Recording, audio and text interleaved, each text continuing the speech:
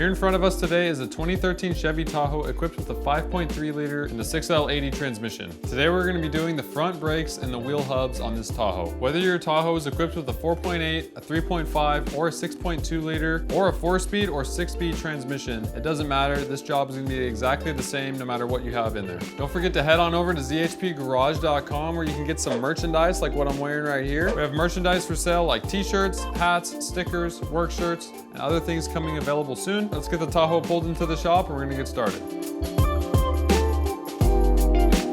We are working on a Tahoe today that the customer is complaining about a growly noise while driving and then a squealy noise while braking. So we drove the vehicle, we inspected it and diagnosed it and found that this wheel bearing on the passenger side is going bad, it is making noise, and that the brakes are on the squealer. We already have it on the rack securely. You can do the same thing, jack with jack stands. Just jack it up on the frame, evenly jack stand it on the frame, get it up off the ground. But we're gonna go ahead and lift it up. We're gonna take the tire off here. So now that we have the vehicle up to a nice comfortable working level, you can do the same thing, off the ground, you just be lower. These are 22 millimeter lug nuts. Take the tire off. All right, we're gonna start with taking off the caliper. So there's 2 mounting bolts here that mounts the caliper to the bracket. These are 19 millimeter. The caliper is not going to go anywhere. My socket is though. Now we can just slide the caliper up and off of there. So we'll just set the caliper up to the side here. Then we're going to take the 2 bolts off for the caliper mounting bracket, and those are 18 millimeter. And then when you do the top one, you're going to want to hold it because it will fall off on you. So we'll just get a hold of it. Take our caliper bracket off of there, and then it's got the retaining clips in here. So you got to kick it sideways, get it past retaining clips. So these brakes are a little bit better on this side than the other side, but you see this is a squealer here. So if you have your rotor, that one's almost on the squealer. The other side is the one that's making the noise on the squealer. So the driver's side is wearing a little bit quicker, which is kind of normal because it's closest to the master cylinder. Normally it gets some more pressure. So now we have our torques in our rotor here. This is a T30, and I like to just do this by hand because you gotta be careful with this. It will break off. Either break your torques or you break the bolt. This one's actually pretty good deal. Comes off really nicely. Slide our rotor off. And now this is the side. Hear that wheel bearing. This is the side we're replacing the wheel bearing. So we're just gonna take our caliper and we're just gonna tuck it down here. It's kind of nice, it's a 2-wheel drive, so it's not in the way. This is our ABS sensor. So we're just gonna pop it up here where it plugs in. Got our little tool, get underneath the clip, pop it up, then we're gonna unplug it. It's got a little locking tab. Gotta pull this up. Sometimes it's nice to use a little screwdriver in there. Try not to kill it. Oh, never mind, too late for that. It's nice if you come in here and work it up, then you're less likely to break the little locking here tab to go back together. Then we'll just go down the line, take it up here, same tool, get underneath here, pop it up, come over here. This one's kind of a squeeze clamp, so we'll push one side, work it out. So that frees up our harness. So now there's only 3 bolts that hold the wheel bearing assembly to the knuckle. So from the back side here, so we're gonna take our caliper, get it back up here out of the way a minute. Then we have 3 15 millimeters that hold the hub assembly in there. I switched over to a Wally socket so I had a little more access in here. I can get my air tool out of the way so it doesn't cram it up, lock it in. Careful because it wants to come apart and get that last bolt out, which is a good thing because sometimes, depending on where you're located, this could be rusted in there. So now we're just gonna grab our harness, pull the whole assembly out. All right, so we have our old one here. We got a replacement wheel bearing, we got our new rotors, and you always want to match up. So this is the old rotor here. You always want to match them. Make sure you got the correct size rotors. Our new brakes, these are the old brakes we just took off. And then we have new shims / the sliders. So we're gonna remove our backing plate here off our old wheel bearing. So the harness fits through here. So it's just gonna come down the center. And you gotta be careful because you can flip this. So just keep the orientation the same. So make sure you get some of this dirt out of here because you want to sit flat as possible. You don't want anything cocking your wheel bearing because then the tire's gonna wobble going down the road if this thing is not sitting true. And we've got our new wheel bearing. Just for ease of holding this and putting it back on the same way, we'll clock them the same way. Take our harness, feed it through. Make sure it's sitting flat. And then what I like to do, because this goes into the knuckle right here, and this could rust up down the road or could have been rusted up when you come apart. So I like to just take a little anti-seize and I'll just run it around here for, it could be you or the next guy, whoever does it, it could come apart easier. So then we have our bolts, the mounting bolts. So we're gonna go ahead and put some Loctite on them. This is just blue. Now we have our bolts prepped, our new wheel bearing prepped. We just double check that we have a 6-bolt, 246. So we have the same hub. Now we come back to the knuckle and you see all this dirt and buildup in here. So I'm just gonna scrape the majority of it off here, come on the inside, get all this big stuff knocked off, get it cleaned up. You don't want any of this to fall as you're going back together and get in between there and get your wheel bearing all cocked and riding all weird.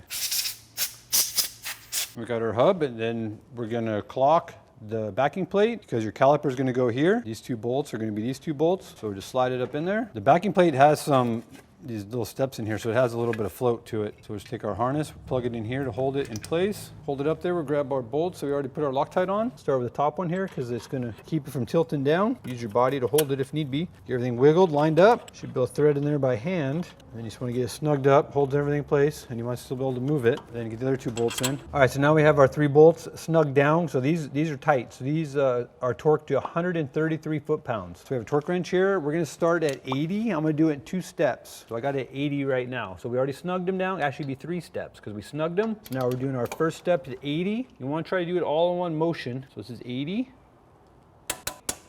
We're gonna spin this wheel a little bit more out here. Always a good idea too, little tech tip. Leave the key in the ignition. You can turn the wheel, the column won't lock. So now we're gonna go from 80 to 133 foot-pounds. It's gonna be a big step. Any sequence you want to do it in, so we're gonna make sure we have enough throw. Same constant pressure. We'll double click it, check it, good there. Make sure we're on all the way. I'm gonna have to go to a deep socket because now I can get away from the ball joint there. Oh, I like it. So that's 1, 2, 3. All torqued down. So now we're gonna get our wheel bearing out of the way. We're done with that. We'll set it off to the side. We already verified that our rotors are the same, so we can get our old rotor out of the way. So then we have our new rotor. And these come most of the time, sometimes they don't, but they come with a film on it, like an oil to keep them from rusting. So we're just gonna use a shop towel and some brake cleaner, spray it up here on the towel, and then we're just gonna give it a wipe. Get rid of all this debris and oil and handprints and all the nonsense that's on here. And you can give inside here a little check, make sure there's nothing, we're just gonna mate up to the new hub. And then we'll grab it on the vents here, not on the braking surface. And then we can flip it over and clean up with the wheel mounts here, and then the outer brake pad. See, we got pretty dirty, so we're gonna flip our towel over. We spray it again, clean the outside up here. And we're not really worried about towel debris because the brake pads will just burn that right up. We're more worried about the oil and anything that's gonna cause it to be slippery and smoke and be all weird, so we don't want any of that. So now we have our rotor, so we have 3 positions where we can clock it to line it up with our little torques that hold the rotor to the hub. You can see on our new hub here that it has 2 holes, but that one's not threaded. Only that one is threaded. So that's the one that holds the rotor on. The rotor can get rusty right here where it slides over the hub. So we're gonna put a little bit of anti-seize on it here where it slides on the hub, just any preventive rust. Then we have our bolt to the top here, so we're gonna take a look. So it's in between 2 studs, so probably go with that one right there. So all this does is hold the rotor on, and it's not gonna go anywhere because if it backs out, the wheel's gonna catch it. So we don't need to put any Loctite or anything crazy on there. We're just gonna snug it down. So we'll just put that in there. You see how it's beveled to be countersunk, so it kind of centers up the rotor on there. Then just hold the lug nuts or something, the studs, and just give it a little snug down. You don't need to get crazy with it. So now that's all snug down, you can give it a spin. Make sure nothing's rubbing. No grindy, the backing plate's not hitting the rotor, nothing crazy, everything's good so far. So now we have our caliper bracket, which holds our brake pads. Then we have our new shims. So we can take out the old shims here, they just pop out. And then you wanna make sure here on this surface, you don't want any crazy debris or anything behind those shims. So we're giving them a wipe, make sure there's nothing rust build up or dirt or grime or just nothing. You don't want anything behind them there. And then we'll wipe this here because we had Loctite on it before, so we don't want to have any excess hanging out there. So now we'll take our new little guides here, little shims, and you gotta be careful with these because sometimes they get bent in shipping.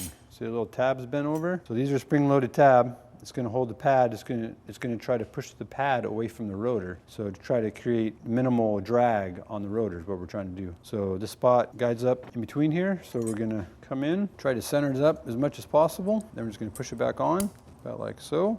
Locks into place, and you see you want it tight up against the bracket on both sides. So these are the sliders that I was talking about. So you want to make sure that these are free. So we'll give them a good fresh oil lube here. So we'll wipe off all the old gunk. This is a Permatex, so it's a brake part lubricant. Just you can use it on the slides, and I like to use it on the back of the pads. I don't normally lube where the pad rides because it can attract dirt and debris, which in time will cause it to stick, the pad to stick in place. Make sure moves freely. Then we're going to take our caliper bolts, mounting bolts here, and you can see that I already had Loctite on it. We're going to go ahead and put some blue on there. So now you need to be careful. You need to get the orientation of the caliper of how it's mounted on the vehicle. So we are working on the right side of the vehicle, the passenger side. The mounting is bolted on the inside, so this is how the caliper is going to mount on the vehicle. So we have an inner pad and an outer pad, and you can see that the outer pad is not as tall. Well, the braking surface material is the same, but the actual material mounting part is bigger. So if you put this inner pad on the outside, and you go to put it on, then this part has the chance of rubbing on the hat here of the rotor. That's why these are marked inner and outer. So these have this little clip here, it's like an alligator clip, so you could push past it to put them on, and then it has a spring loading tab here. So we call this loading the caliper. So we're going to put the brake pads in it. So make sure there's nothing sharp or anything out here that's going to hinder the movement of it. You could get one side in, work the other side, and you want to push it past the alligator clip, both sides, and you see now the pad is held in place. Then we'll take our outer, same deal. Make sure nothing is going to keep it from moving properly. So you need to push down on it a little bit to get it in position. Get it past that alligator clip. Here, click. So now we're going to take our assembly. We already have our bolts over there ready. Slide it over, and because of the springs on the inside, our pads are pushed out, so they're not going to be hindering us from installing them. Make sure you hold the caliper, put the bottom bolt in here first. You're going to have to wiggle this around to get it lined up. So we're just going to snug these down, hold the bracket up tight. Now we have our two caliper mounting bolts snug down. So these get torqued to 148 foot-pounds. So we're gonna start, I'm gonna do it in 2 steps. I'm just gonna start at 100, and then I'm gonna do 100 to 148. So we got them snug down, we do one motion. So that's 100, that's 100. Make sure we have enough room for a single throw. You wanna do a constant motion. So that's 148.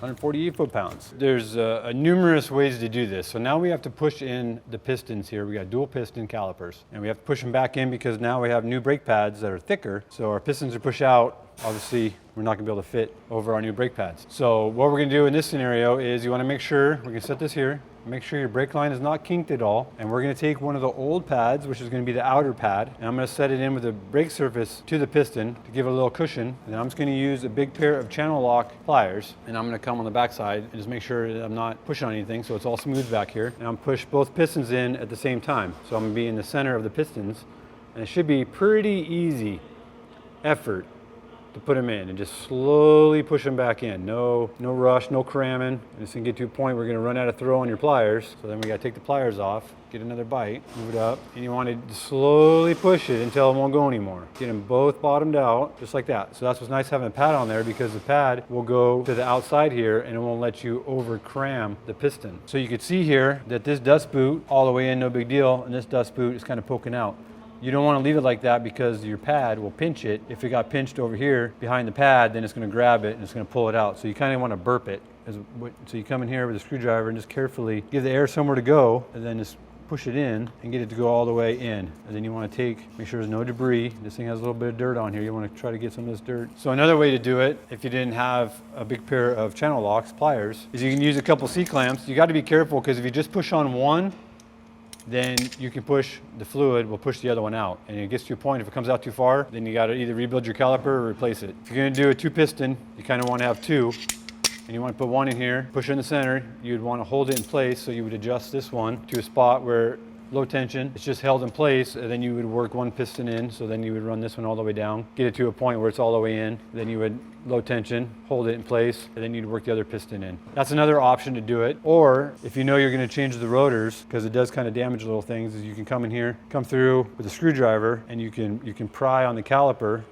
pry this way, pull on it, which would push the pistons back in while it's still mounted. You do have the risk of running out of real estate, in a sense, that the slider and everything is not going to go over far enough to get the pistons all the way in. They do make a tool that comes in here. It's kind of like a caulking gun that'll push it in. There's numerous ways to do it. So I'm going to take this same lubricant, and instead of just taking it and smearing it all over the back of the pad, because you don't know where the pad or where the caliper is going to be on the pad. So it's just a cleaner way to do it if you just take it, and you don't need a crazy amount either, and you just simply put it on. So you put it on the end of the pistons here, lube that up. You put it where it needs to be, and it just does a lot cleaner job. It doesn't run out everywhere. And you come on this side and just put it where the pad is going to actually touch the caliper. And so you can put a little lube here, because if it attracts dirt to this, it's not going to stop anything from moving. But if you get dirt attracted here and a bunch of grime, then it could stick and cause the pads to not move. So I don't normally put it where the pads slide, but I put it where the caliper pushes on the pads, and it helps with noise too. So I'm going to take our mounting bolts here. I'm going to prep it with a little bit of Loctite again. So when you take the caliper, now we have lube on there. You have to be careful not to get your fingers in it, and you got to be careful with this line, because you can loop it. If I picked it up and I went this way with it, you see I can take the line and I can kink it around, which could kink it and cause a restriction. So when you pick it up to put it back on, make sure when you bring it over here and put it on, you want to look at the line and see that it's not kinked. Get our mounting bolt. I like to put the upper one in there just because of the whole gravity thing. It lays down nicely. Put the bottom one in. You can see possible that the slider will rotate on you. So just make sure you're not just spinning that and not going anywhere. And once you get it tight, it normally stays in place. These get torqued to 74 foot-pounds. So I'm just going to do it all in one motion. So we snugged them down. I think 74 would be pretty easy here to achieve. So we're just going to do one motion. There we go. Like I mentioned before, that it's possible that this slide will rotate on you. So keep an eye on it. This didn't move at all. So we torqued it no problem. So that's 74. So now that you have the caliper bracket on it, you can double check your slides. So we're going to bring our steering back to centered. Now our caliper is out of the way. So now we can put our speed sensor harness back on. We got our one alligator clip here. Push that in, and then I'm just going to blow this out. It's hard to tell. So if you can see it, there's a sealing rubber in there. You have the possibility when you go to plug it in that if it's dry, it'll catch on there and it's hard to plug it in. So I like to just give it a little spray of brake cleaner, which dries, no residue or anything, it just dries up. So I just give it a slight spray on that rubber, which gives it a little bit of lube. It's kind of time sensitive because it does evaporate. Then I plug it together. So we got that locked, and then now we're going to put it back in a holder. So now we have our harness all back into position. What I like to do is I'm just going to put a little bit of anti-seize on the new studs here because it is dry. So now you can go ahead and put your wheel back on it and torque your lug nuts. The lug nuts get torqued to 140 foot-pounds. Before you move the car or do anything to it, make sure you give the brake pedal a good pumps, because it's going to have a squishy pedal because it's going to push out that piston. So your first couple brakes is going to be just pushing out the piston, so it'll go all the way to the floor. So don't just hop in it and try to drive away. Give it a couple good pumps all the way, full extension on the pedal. That's how you do it. Come on back for the next one.